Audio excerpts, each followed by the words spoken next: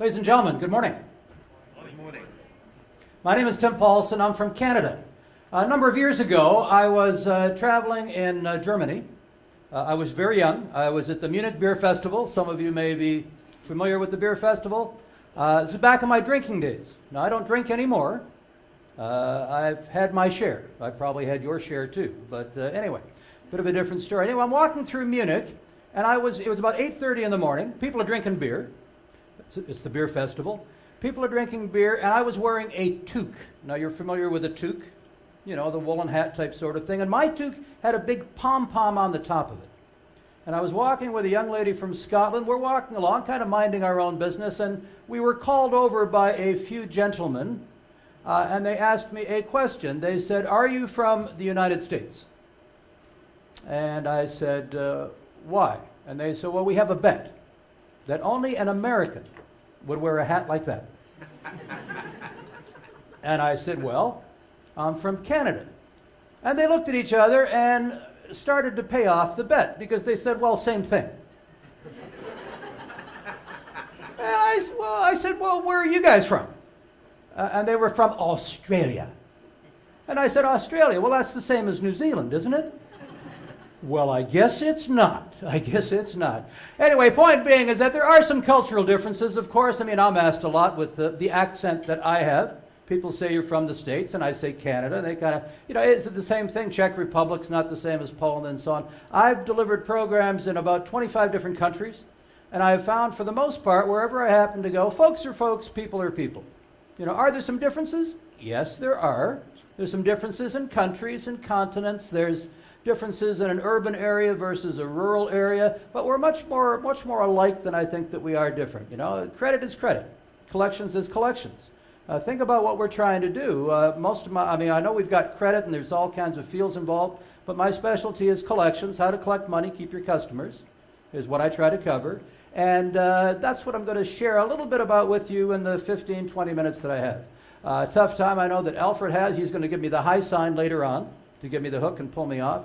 I think the toughest job this morning is Alberto, because I had the pleasure of meeting at least one of the cameramen this morning, and I said, "Alberto, make me look good." Tough job. And I should mention one thing. I have been accused of having a serious-looking face. I know. Go figure. Go figure. And when I was a little fella, and I looked in the mirror and I said, now that you mention it, it looks kind of serious to me too. But I'm not a serious guy. On the other side of this face, I'm laughing. I'm having a good time. It's the face I got. What are you going to do? I was born in Canada, and I live there now, but I grew up on the south side of Chicago. My father was a bricklayer. And my father looked at me one time and he said, "Tim, you should be thinking about going into the funeral business." He had aspirations for me, not just the business. He said, becoming a funeral director. And I asked him why, and he said, "Well, first of all, job security. My father was a bricklayer, and if any of you experience, sometimes you work, sometimes that you don't. So you've got job security in the funeral business. I mean, maybe we live longer, but we go. You've got job security. And now number two, now hopefully for any of us it doesn't have to happen for a long period of time, but if you have to walk in to talk to someone in a funeral home, what sort of face do you want to see? Am I right? You don't want to walk in and find somebody who works at Starbucks who kind of says, "Hey, how are you? How's your day going?" No, a little serious. So anyway, I may look kind of serious, but I'm not. We're gonna have some fun in the short period of time that I'm spending with you today, and I'm back to do something else tomorrow. When we were young, thinking about cultures, when you guys were young, we've got different countries represented here. I'm sure that your parents or somebody turned to you and said, "What do you want to be when you grow up?" And we had some answers, did we not? Some of us maybe nurses, doctors, we wanted to work in construction, drive a truck, we wanted to be police officers or so on. Now, by a show of hands, how many of you when you were young, if somebody asked you what you want to be when you grow up, how many of you said, "I want to be a collector"?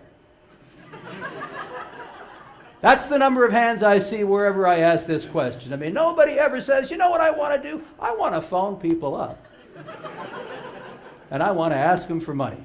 Doesn't happen. We fall into this business somehow or another, do we not? Now, some of us I know, maybe, high school, university, we have aspirations for credit management, accounting perhaps, but collections, it just doesn't happen. We fall. Somebody goes on maternity leave somewhere, and they ask somebody to fill in. Or maybe they hire you, and they say, after a couple of months, they say, we think you're too abrasive to work in customer service. So we're going to put you over in collections where we think that attitude might work for us. So we fall into the business somehow or another. When we mention collections to people, you mention collections to people, they get a picture in their mind, do they not? And what is it? Could be something like this fellow here. Danny Trejo. And if you haven't seen the movie, there's a movie called The Bill Collector, and he's the collector. And even after he collects the money, he wants to kill the guy anyway. That's just the kind of attitude that he had. Or maybe we think about this guy here. Now, I am not a tall man. I'm about 5'7" and feet and inches. But look at this guy that I'm standing next to here. If you've got an outside collector that you want to send out to knock on somebody's door, this is the sort of fellow you want to send, do you not?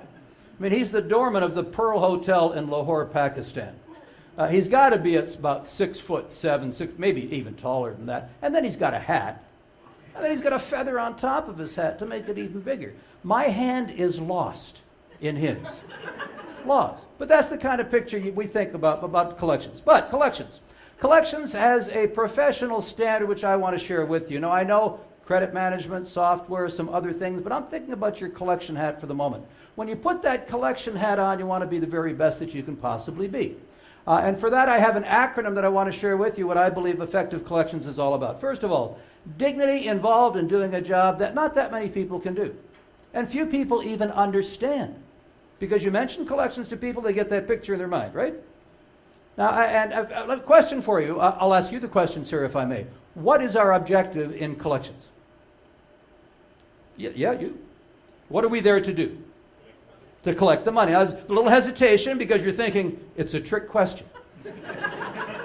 And it is. Because I say no. Collecting the money is what we do, but it's not our objective. Our objective is to create and maintain a customer.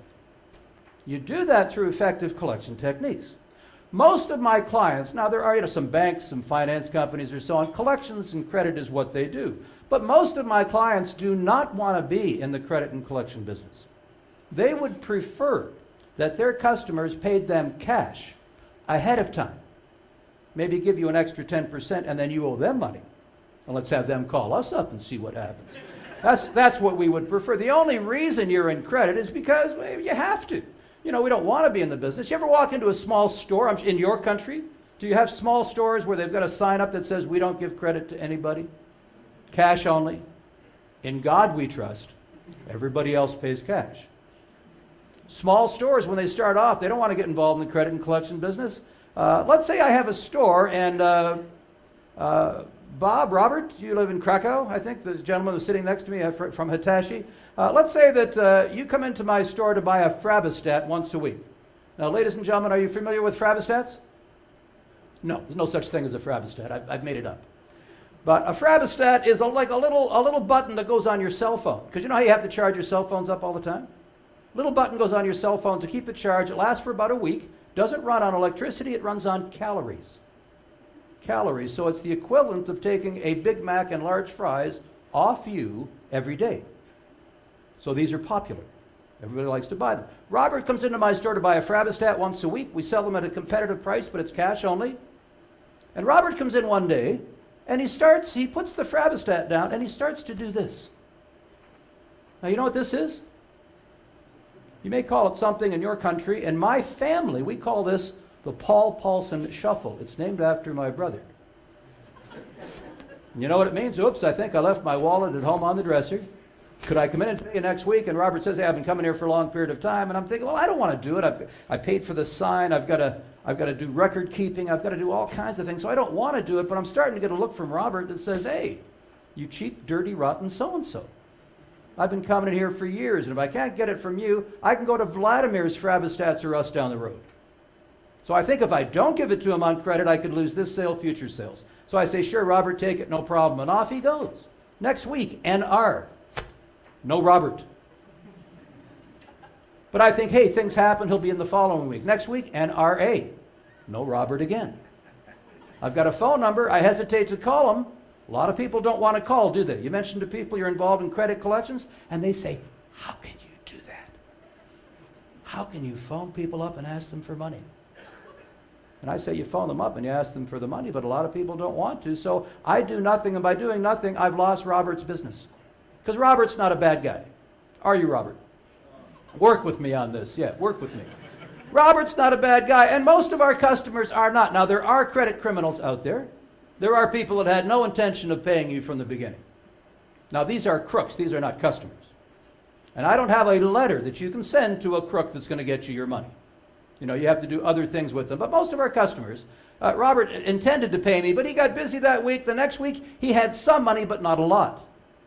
He can come and pay me, let's say, 20 euro, or he can go to Vladimir's and pay 21, but if he comes to my place, it's 20 times 2 because he owes me for the other one. So he thinks I'll catch up to Tim next week. But next week, debtor amnesia sets in. By doing nothing, I've lost this sale. Now, let's say I happen to be walking down the street one day, or I'm driving down the street one day, and I see Robert walking along, and he's got a Vladimir's Frabistats bag or us with him, big smile on his face. I pull up my car behind him, and from my glove box, ladies and gentlemen, I take my .38 revolver. Now, I need to pause for a moment and mention this is for discussion purposes only, not a recommended collection technique. Mind you, from my old hometown of Chicago, infamous gangster Al Capone. He said it's kind of funny. You can get more from someone with a kind word and a gun than just the kind word alone. But despite that, I go up to talk to Robert. Robert starts to do, what's this called? Remember? Paulsen shuffle. You ever see a guy standing in your big guy standing on your town doing this? Could be my brother. Robert starts to do the Paulsen shuffle, but it doesn't work nearly as good when I got old Betsy with me. And I said, well, let's empty a pocket or so and see what we've got. We find 20 euro. I take the money. I don't want anything else, just the money that's owed to me. I put old Betsy away and I leave. And then I stop and I come back and say, hey, Robert, we're having a sale on the new CAD-plated Frabistats next week. I'd love to show them to you. He's never coming into my store again. If you collect the money, but you do it in such a way your customer never wants to deal with you again, that's not effective collections either. So what do we want, ladies and gentlemen? I believe we have the most difficult balancing act in business, the money and the customers. And it changes sometimes, does it not, from senior management? You know, sometimes get the money, other times get the customer. Of course we want both. Now, you can't always get both, but that's that balancing act we have to do. Tough one to do. You need to be eloquent in this business of collections. You can only collect from someone in one of two ways. You write, you talk. And by being eloquent, I do not mean using large words and phrases. Somebody may not understand, but just the opposite. Anything you say, you're right. No room for any misunderstanding. Have you noticed people that could carry on a normal, decent, easy to understand conversation? They send you a letter or an email, and now it's coming from a different person altogether, is it not? We're starting to put all kinds of words and phrases and things in there because we went to school that you don't need to have in there. So simply, eloquently, no room for any misunderstanding. We must be competitive in this business of collections. Think about who your competition is for a second. And the odds are you are thinking about, Hitachi, you're thinking about other people. You're thinking about people in the same business that you're in. Now, of course, that is your direct competition. But when you are in the business of collections, your competition is any place your customer owes money. Any place your customer could spend money. Maybe they want to expand. They want to buy other things. Any of you, if you've ever been involved in consumer collections, sometimes you can phone someone up and they'll say, I'd like to pay you, but I just got back from my vacation. And you think the nerve, the gall, the audacity, the temerity, the gumption. Take that vacation with your money and expect you to understand. A lot of competition out there. And if you are lower on the list to be paid, and if you're with a government or semi-government type sort of agency, you tend to be pretty low, do you not? If you're lower on the list to be paid, you've got to be better at collecting. You have to be knowledgeable in this business of collections. Now, by being knowledgeable, it seems to be a bit of a motherhood statement, but you need to know and to be able to use effective credit and collection techniques. I noticed that you've got, different, studies that one can take. How many people in here have read a book on collections in the last year? I see 2 hands, or 3 hands. That's 3 hands more than I usually see. This is our business for many of us. This is what we do. And we've got to get good, and we've got to stay good. Yes, our company should be giving us some training and other things, but hey, reading books and so on. I'm getting the high sign, 5 minutes, okay, thank you. A lot of other things that we can do, and the knowledge part also. Now, I'm going to recommend one book to you on collections. Now, I've got a couple of books on collections. I think they're pretty good. But hey, of course I do. But the book I suggest that you read if you haven't read anything else is Dale Carnegie's book, How to Win Friends and Influence People. I think it's one of the best that you can possibly read. I'm going to move along here a little bit. Earning your PhD in collections, we often have to deal with people at the end of their rope in collections.